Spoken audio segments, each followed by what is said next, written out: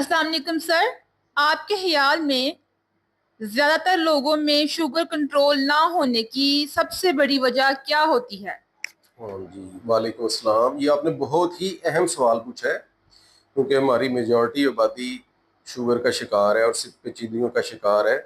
और ज़्यादातर लोगों में शुगर कंट्रोल नहीं होती, और उसकी सबसे बड़ी वजह मेरे ख्याल में हाइपोग्लाइसीमिया का खौफ है। सर वो क्या होता है? हाइपोग्लाइसीमिया का मतलब ये होता है शुगर का कम हो जाना। शुगर का ज़्यादा हो जाना हाइपरग्लाइसीमिया कहलाता है, और शुगर का कम हो जाना हाइपोग्लाइसीमिया कहलाता है। सर शुगर लो होने का शुगर कंट्रोल ना होने से क्या ताल्लुक है?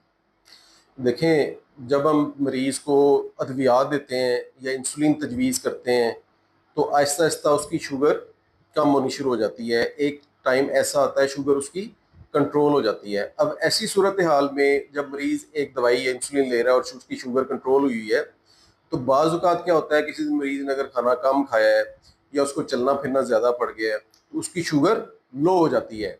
और शुगर लो होने से उसको चक्कर आते हैं, उसका दिल घबराता है, वो कमज़ोर महसूस करता है, बाज़ औक़ात बेहोशी तक की नौबत आ जाती है। अब जो शुगर के मरीज़ होते हैं, उन्होंने ज़िंदगी में कभी ना कभी तो ये हाइपोग्लाइसीमिया यानी शुगर लो होने की अलामात देखी हुई होती हैं, इसलिए वो खौफज़दा होते हैं कि जो भी हो, मैं शुगर लो होने का शिकार नहीं होना चाहता। क्योंकि शुगर का तेज़ रहना over a period of time चंद सालों में काम खराब करता है, लेकिन शुगर अगर लो हो गई है, 50-60 हो गई है, तो वो बंदे को एकदम से बेहोश कर देती है और इंसान को मौत तक ले जा सकती है। इसलिए वो इतने खौफज़दा होते हैं कि वो इस चीज़ को तस्लीम कर लेते हैं कि शुगर मेरी कंट्रोल ना हो, थोड़ी सी ज़्यादा रहे, लेकिन इस चीज़ से डरते हैं कि शुगर कंट्रोल होने के बाद लो ना जाए।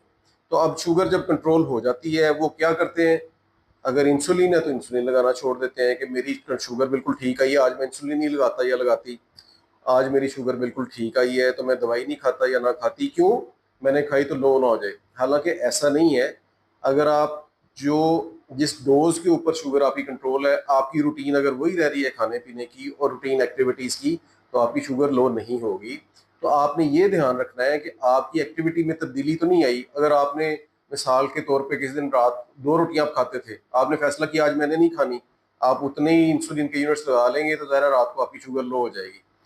तो अगर आपकी रूटीन कोशिश करें कि सेम रखें, अगर आपकी रूटीन में कोई तब्दीली है, आपने 2 रोटियां अगर रोजाना खाते थे, एक खाई है, तो आधे यूनिट्स लगाएं। अगर आपने रोटी स्किप कर देनी है, टोटल बिल्कुल कुछ भी नहीं खाना, फिर शुगर आप इंसुलिन ना लगाएं।